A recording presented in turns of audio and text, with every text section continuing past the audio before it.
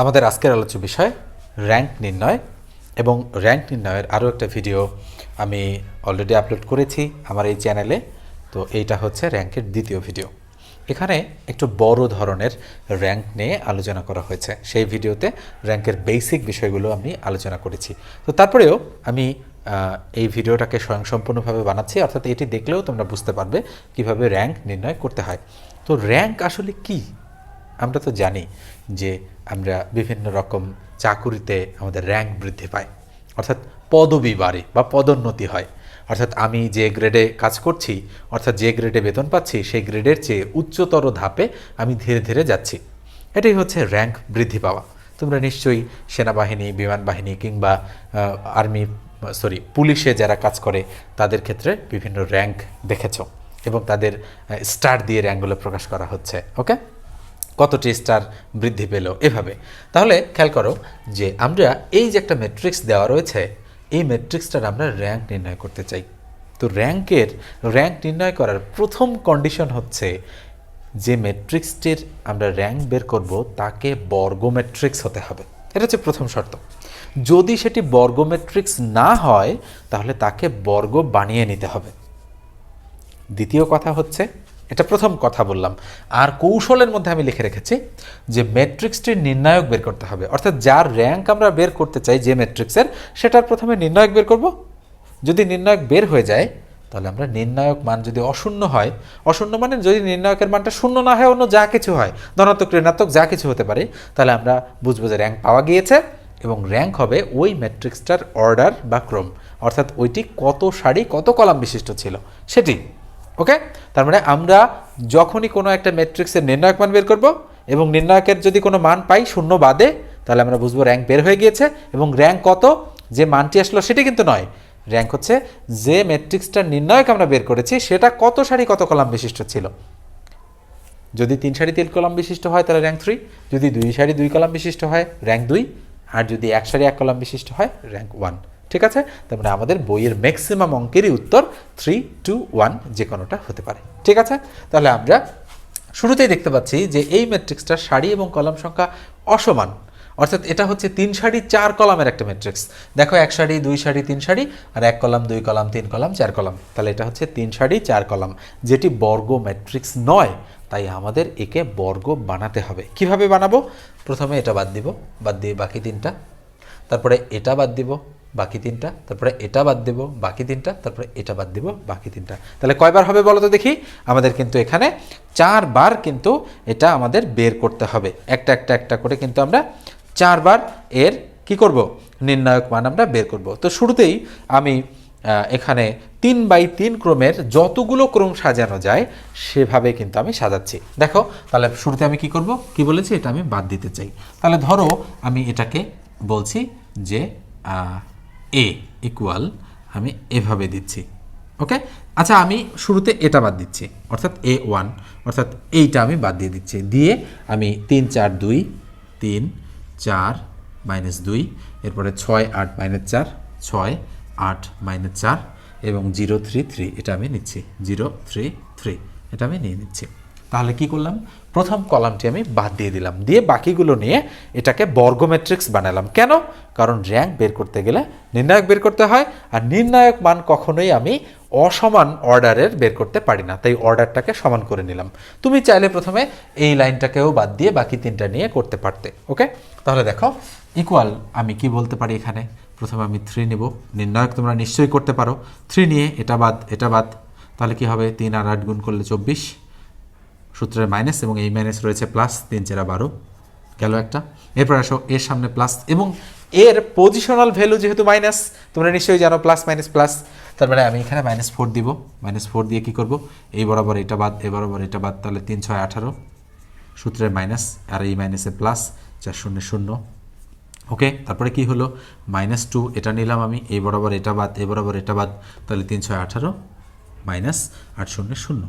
ওকে, তাহলে কি দাঁড়াচ্ছে, 3, 24 আর 12 হচ্ছে 36, -4, 18, -2, 18। তাহলে কত হচ্ছে বিষয়টা, 3 36 কত হয়, 3, 6, 18 8 হাতে 1, 3 রেখে 9 আর একে 10, মাইনাস 4 18 কত 72 মাইনাস 18 দুগুণ কত 36, তাহলে 108 মাইনাস 6 2 8 7 3 10 110, 108 মাইনাস 108 তাহলে কি 0। তার মানে আমরা র্যাঙ্ক কিন্তু পেলাম না।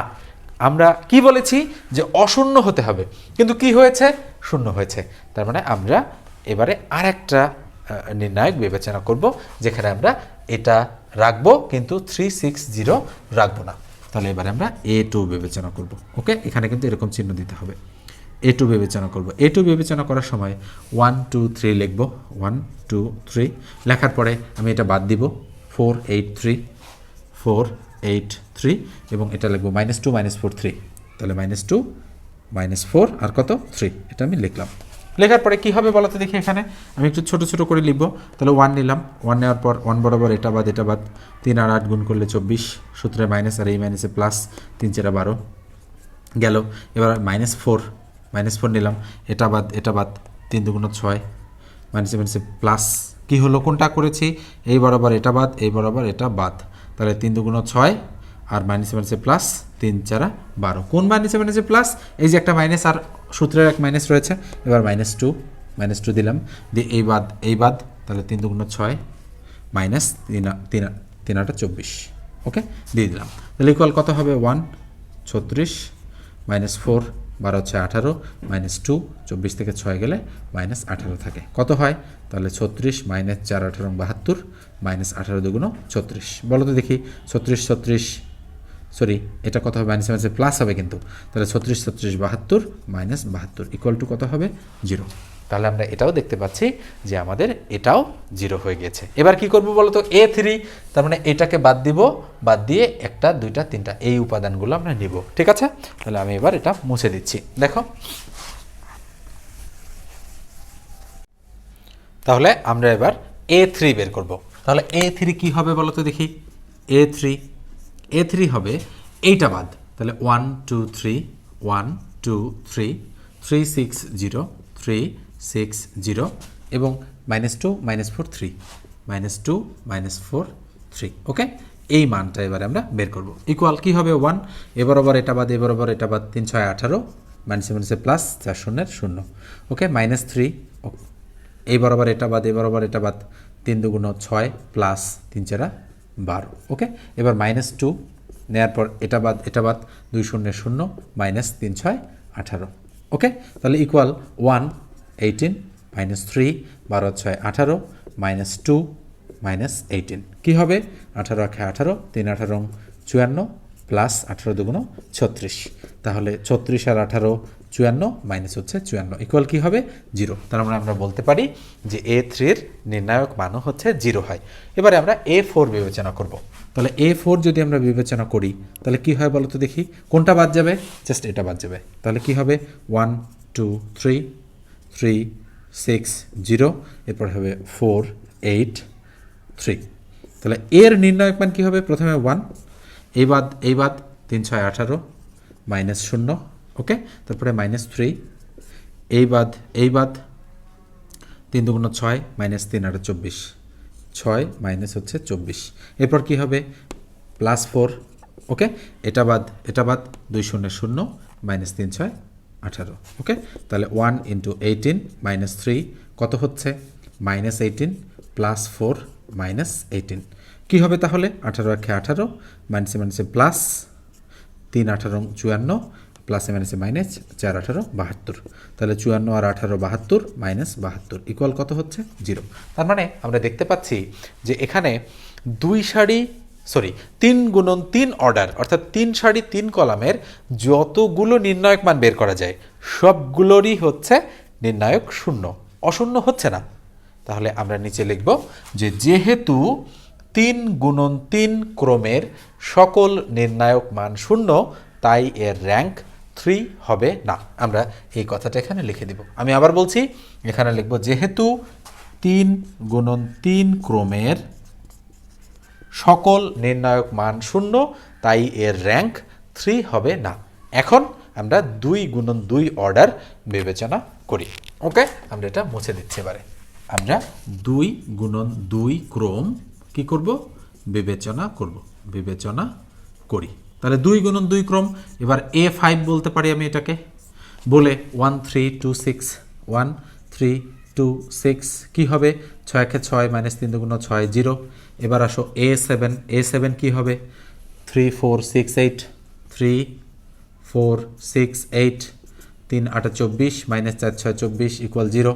এবার আসো A8 প্রত্যেকটাই চেক করতে হবে ওকে 4 -2 8 -4 তাহলে 4 -2 8 -4 ইকুয়াল 4 4 -16 প্লাস 8 দুগুণ 16 ইকুয়াল টু 0 ওকে এটাও হচ্ছে না।